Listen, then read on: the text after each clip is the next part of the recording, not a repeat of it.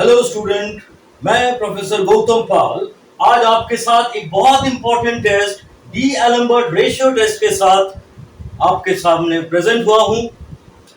ये series sequence convergence divergence proof करने में बहुत इंपॉर्टेंट रोल प्ले करता है। बहुत सारे ऐसे प्रॉब्लम्स हैं जो कि रेशियो टेस्ट या इंटीग्रल टेस्ट से नहीं होते हैं। उन प्रॉब्लम्स को सॉल्व करने के लिए हम लोग D'Alembert ratio test apply करते हैं। ये बहुत ही इंपॉर्टेंट टेस्ट है और series sequence convergence divergence test करने के लिए ये टेस्ट हमें अप्लाई करना बहुत जरूरी होता है, क्योंकि मैक्सिमम प्रॉब्लम इस टेस्ट से हो जाते हैं। इसी तरह से और अच्छे टेस्ट और अच्छे प्रॉब्लम्स एग्जांपल्स के साथ मैं आपको एक एक करके सारे दिखाऊंगा, लेकिन इसके पहले आपको अच्छे अच्छे वीडियोस पाने के लिए मेरे चैनल को लाइक करना पड़ेगा, सब्सक्राइब करना पड़ेगा और शेयर करना पड़ेगा, और बेल आइकन को दबाकर नोटिफिकेशन के लिए उसको क्लिक करिए। आज मैं स्टार्ट कर रहा हूं फिर डी एलम्बर्ट रेशियो टेस्ट के साथ। D'Alembert ratio test actually होता क्या है? मान लीजिए sigma UN is a positive term series. So D-Alembert ratio test है limit n tends to infinity UN plus 1 by UN अगर आपका L है, where UN is the nth term of the series। यही सीरीज कन्वर्जेंट होगा अगर ये limiting value L less than 1 है। ये सीरीज कन्वर्जेंट डाइवर्जेंट होगा अगर L greater than equal to 1 है।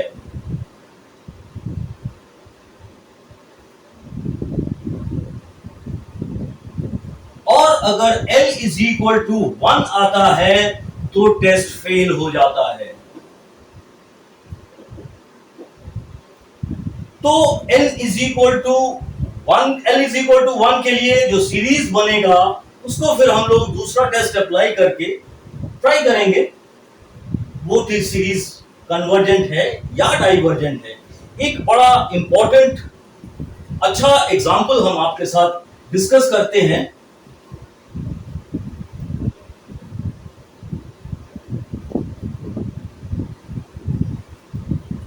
मान लीजिए UN आपका है summation n² by 3 to the power of n। ये है आपका सिग्मा UN। इसका माने अगर आपने देखा UN nth टर्म होगा n² by 3 to the power of n। मुझे D'Alembert ratio test apply करने के लिए UN plus 1 भी जरूरत है। तो अगर UN आपका n² by 3 to the power of n है तो UN plus 1 होगा n plus 1 whole square 3 to the power of n plus 1। Now for D Alembert ratio test, limit n tends to infinity UN plus 1 by UN। तो आप लिख सकते हैं limit n tends to infinity UN plus 1 के जगह पर क्या रखेंगे हम? UN plus 1 के जगह पर रखेंगे n plus 1 square divided by 3 to the power of n plus 1 whole divided by UN। UN आपका क्या है? n² by 3 to the power of n। अच्छी बात है, इसको आप लिख सकते हैं limit n tends to infinity 3 to the power of n into n plus 1 whole square divided by 3 to the power of n into 3 और यहां पर आपका n²। आपने 3 to the power of n को कैंसिल आउट कर दिया। तो आपको क्या मिलता है, limit n tends to infinity, यहां से आपने n को कॉमन ले लिया तो आपको बाहर मिल गया n square 1 plus 1 by n divided by 3 n square. इस n स्क्वायर को भी आपने कैंसिल कर दिया, तो अब आपने n को अगर यहां इंफिनिटी पुट किया तो आपका रिजल्ट हो जाएगा, ये जीरो होगा ये टर्म, और ये हो जाएगा 1/3 विच इज लेस देन 1। इसका माने ये जो सीरीज है sigma u n n from 1 to infinity, this series is convergent.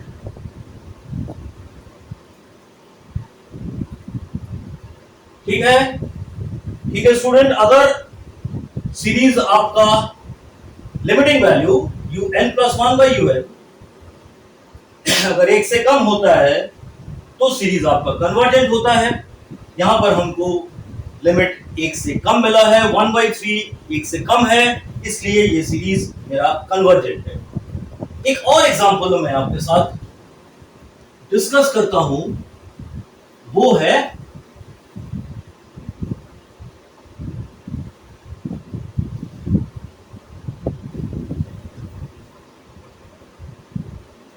Sigma u n is equal to n to the power of n divided by, नहीं, एक अच्छा एग्जांपल आपको पहले हम ट्राई करते हैं। Sigma u n is equal to n factorial by n to the power of n, ये अच्छा एग्जांपल है। यहां पर देखिए आप,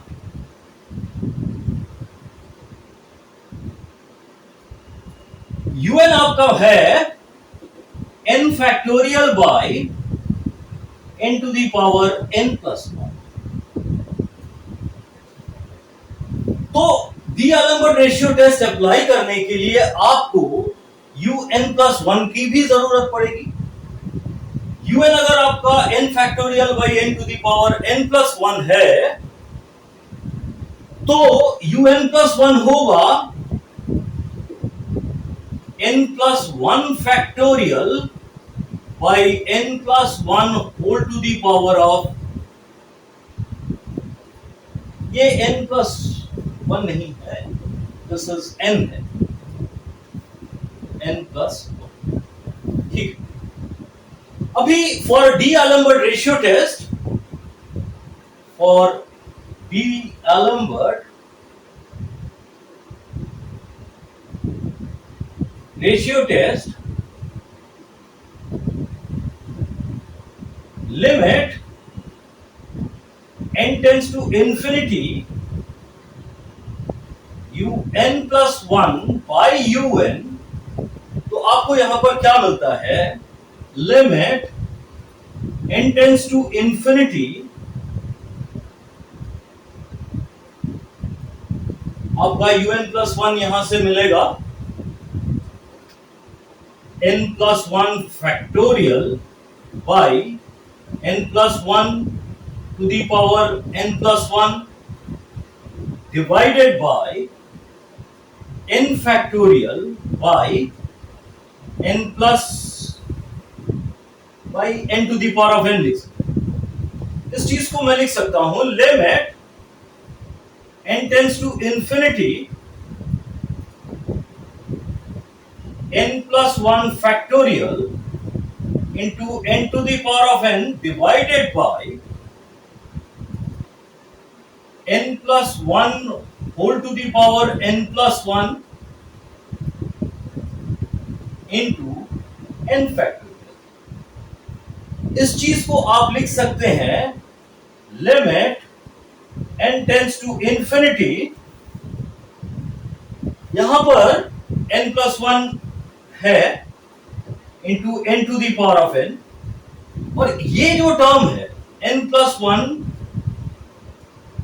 into n plus 1 to the power of n लिख सकते हैं, ये वाला टर्म, और यहां पर ये आपका n प्लस 1 फैक्टोरियल था, यहां पर भी ये आपका फैक्टोरियल है, इंटू n फैक्टोरियल। अब आप एक चीज देखिए, इस n+1 फैक्टोरियल को आप लिख सकते हैं n+1 इंटू n फैक्टोरियल। तो अगर मैं ऐसा लिखता हूं तो limit n tends to infinity n+1 into n factorial into n to the power of n divided by n+1 to the power of n into n factorial. अब आप यहां से ध्यान से देखिए, ये n+1 ये n+1 कैंसिल हो गया, ये n फैक्टोरियल कैंसिल हो गया। आपके पास बच क्या गया? आपके पास बचा limit n tends to infinity n to the power of n। अगर यहां से आपने n को कॉमन लिया तो ये आपका हो जाता है n to the power of n 1 plus 1/n whole to the power of n। इसको आपने कैंसिल कर दिया। ये वाला जो टर्म है लिमिट का एक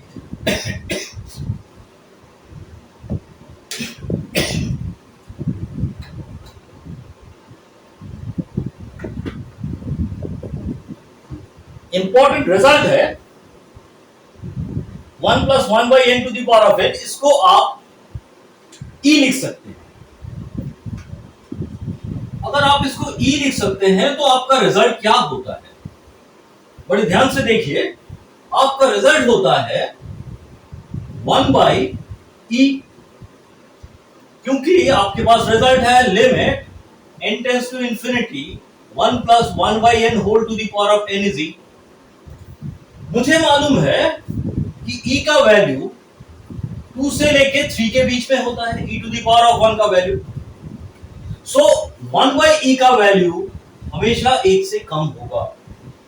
तो डी-एलेम्बर्ट रेशियो टेस्ट से हम ये बोल सकते हैं कि limit n tends to infinity un plus 1 by un is less than 1। So मेरा जो सीरीज था वो आपका कन्वर्जेंट हो गया। तो ये एक कन्वर्जेंट सीरीज का बहुत अच्छा एग्जांपल है। मैं आपके साथ एक और अच्छा सम डिस्कस करता हूं। देखिए,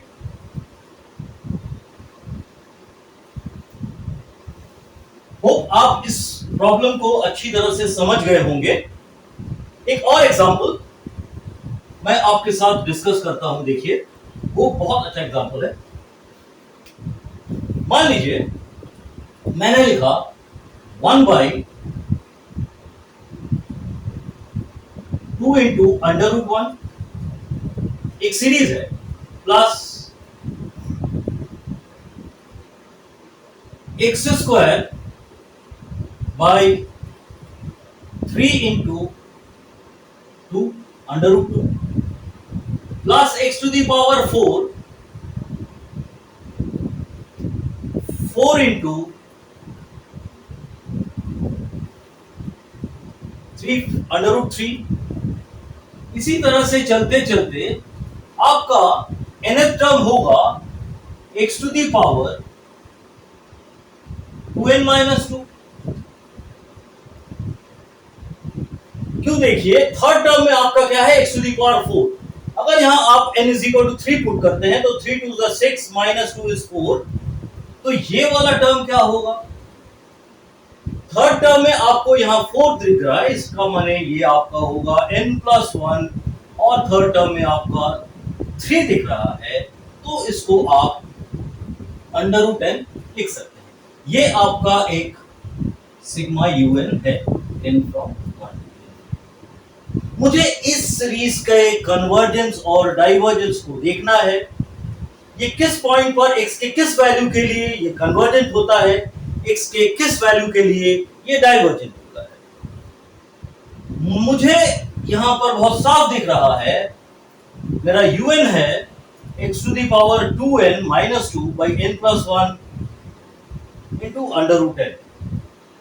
तो un अगर आपका x to the power 2n-2 by n+1 into √n है, तो आपका un+1 क्या होगा? आपका इस n को आप रिप्लेस करिए n+1 से, तो आपको मिलेगा x⁴ 2 इंटू n+1 - 2। इस n को रिप्लेस करिए n+1 से, सो ये टर्म आपका हो जाएगा n+1+1, इसका माने n+2, और यहां पर आपको मिलेगा √n+1, क्योंकि आपने n को रिप्लेस कर दिया है n+1 से।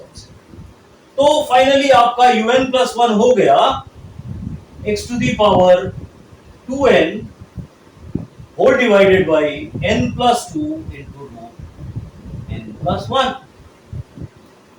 अब मैं यहां पर डी-एलेम्बर्ट रेशियो टेस्ट अप्लाई करता हूं।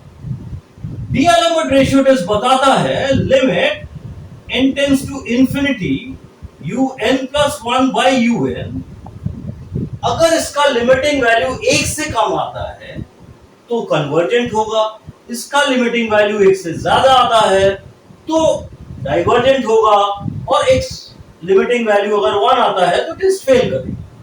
अगर मैं इसको लिखता हूं तो ये मेरा होगा limit n tends to infinity. देखिए un+1 आपको यहां से मिल रहा है x⁴2n by n+2 into √n+1 divided by un आपका क्या है x⁴2n - 2 by n+1 into √n।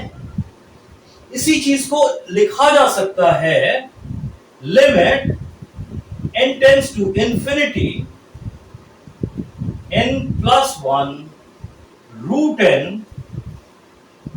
ये नीचे वाला टर्म यहां चला जाएगा, into x⁴2n divided by n+2 √n+1 into x⁴2n - 2। आपने इसको लिखना है limit n tends to infinity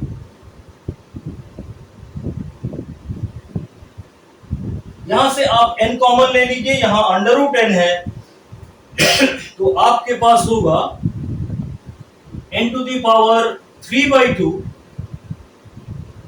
n⁴½ और यहां से आपने कॉमन लिया तो ½ + 1 = 3/2, 1 + 1/n x⁴2n डिवाइडेड बाय, यहां से आपने n कॉमन लिया, यहां से n कॉमन लिया तो फाइनली n⁴3/2, यहां आपको मिल गया 1 + 2/n, और यहां आपका हो गया √1 + 1/n। ये x⁴2n कैंसिल हो जाएगा, और x⁻⁻2n को आप यहां पर लिख सकते हैं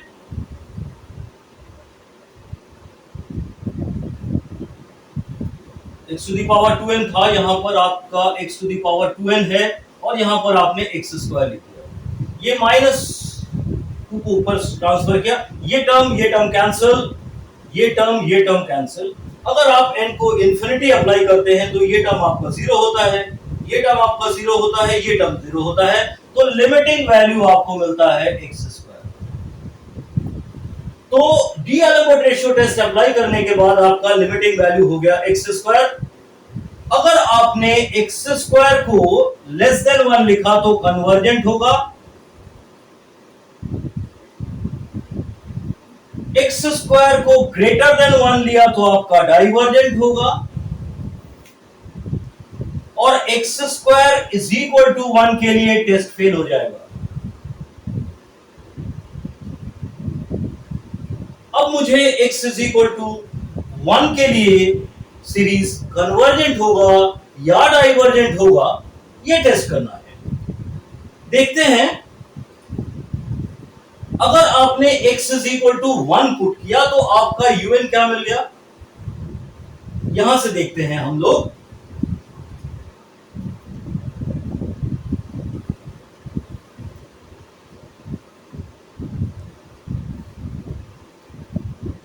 मैंने यहां पर x = 1 पुट किया तो un मुझे मिला 1 by n plus 1 into root n, इसका माने 1 by n to the power 3 by 2 1 plus 1 by n। मैंने पिछले वीडियो में कंपैरिजन टेस्ट जहां पढ़ाया था वहां पर un by vn का रेशियो को लिमिट से अप्लाई किया था 10 टू इंफिनिटी। लिमिटिंग वैल्यू अगर एक फाइनाइट वैल्यू आया था तो वो कन्वर्जेंट था। कन्वर्जेंट डाइवर्जेंस एक साथ डिपेंड करता था, वो un क्या है, vn क्या था, उसी के हिसाब से un क्या है। यहां पर आपका un देखिए ये टर्म है 1 by n to the power 3 by 2। अब मुझे लेना है let sigma vn is equal to sigma 1 by n to the power 3 by 2। अब हार्मोनिक सीरीज में मैंने आपके साथ डिस्कस किया है sigma 1 by n to the power p, ये आपका कन्वर्जेंट है अगर p ग्रेटर देन 1 है।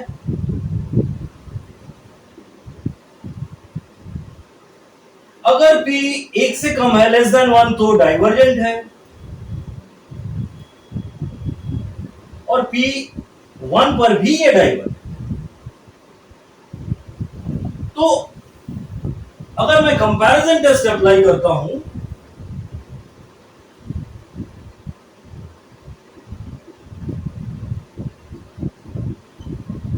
Limit n tends to infinity un by vn limit n tends to infinity 1 by n to the power 3 by 2 1 plus 1 by n divided by 1 by n to the power 3 by 2। ये term cancel होता है, आपको यहां पर n infinity put करने से 1 मिलता है जो कि फाइनाइट है। इसका माने क्या, x square is equal to 1 पर ये कन्वर्जेंट होगा भाई। कंपैरिजन टेस्ट से हमने इसको चेक किया। तो ये जो मेरा सीरीज है ये किस किस पॉइंट पर कन्वर्जेंट होगा, देखिए ये एक्स स्क्वायर अगर लेस देन इक्वल टू 1 था तो कन्वर्जेंट हो गया, और एक्स स्क्वायर अगर ग्रेटर देन 1 था हुआ तो डाइवर्जेंट होगा। आशा करता हूं स्टूडेंट ये सवाल आपको समझ में आया होगा। इसी तरह से और अच्छे एग्जाम्पल्स पाने के लिए आपको मेरे चैनल को सब्सक्राइब करना पड़ेगा, लाइक करना पड़ेगा। तो मैं अगले वीडियोस में और अच्छे अच्छे प्रॉब्लम्स आपके साथ शेयर करूंगा। नेक्स्ट वीडियो में मैं इसी के रिलेटेड और भी कुछ एग्जाम्पल्स देखूंगा, और रेबीज टेस्ट इसके बाद वाला जो टेस्ट है उसको डिस्कस करेंगे। ठीक है स्टूडेंट्स, थैंक यू।